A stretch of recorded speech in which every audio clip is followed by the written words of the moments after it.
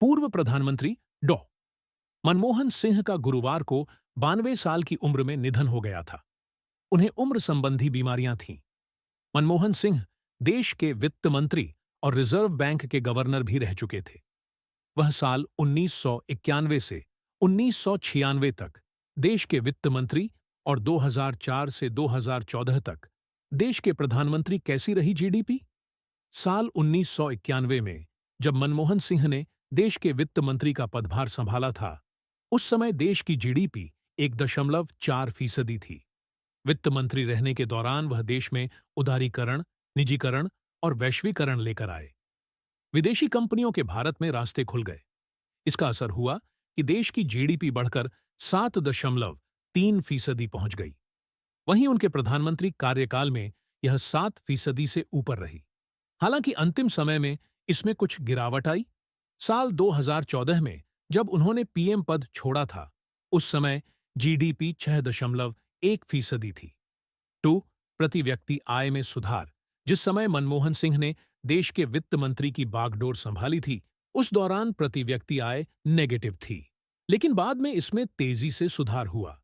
उनके वित्त मंत्री कार्यकाल के दौरान प्रति व्यक्ति आय बढ़कर 5.6% हो गई। वहीं प्रधानमंत्री कार्यकाल के दौरान भी इसमें बहुत ज्यादा गिरावट नहीं आई। कई वर्षों तक यह 5.6% पर रही।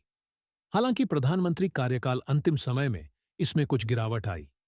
साल 2014 में जब उन्होंने पीएम पद छोड़ा था, उस समय प्रति व्यक्ति आय 5% के करीब थी। 3. बढ़ गया विदेशी मुद्रा भंडार। मनमोहन सिंह के कार्यकाल में देश का विदेशी मुद्रा भी काफी तेजी से बढ़ा। साल 1991 में देश का विदेशी मुद्रा भंडार 2 हफ्ते के आयात के लिए भी नहीं बचा था। जून 1991 में यह $4.7 बिलियन था। जून 1996 में जब उन्होंने वित्त मंत्री का पद छोड़ा, उस समय विदेशी मुद्रा भंडार बढ़कर $22.1 अरब हो गया था। यानी इनकी 5 साल के कार्यकाल में विदेशी मुद्रा भंडार में करीब 5 गुना की बढ़ोतरी हुई थी। 4. गरीबी में आई कमी। मनमोहन सिंह के कार्यकाल में देश में गरीबी में भी कमी आई। टाइम्स ऑफ इंडिया के मुताबिक साल 1993 से 1404 के गरीबी कम होने की दर 0.74% थी।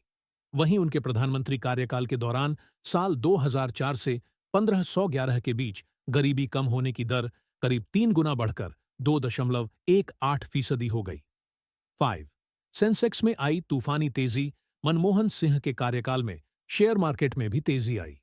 उनके वित्त मंत्री कार्यकाल के दौरान सेंसेक्स 5 साल में 75% तक उछल गया था। 24 दिसंबर 1991 को सेंसेक्स 1909 पर था। 24 दिसंबर 1996 को यह बढ़कर 3085 पर आ गया। 1994 में बढ़कर 3900 का आंकड़ा पार कर गया था। सेंसेक्स में यह उछाल तब था जब 1992 में हर्षद मेहता और 1994 में बॉन्ड मार्केट संकट के कारण मार्केट में बड़ी गिरावट आई थी।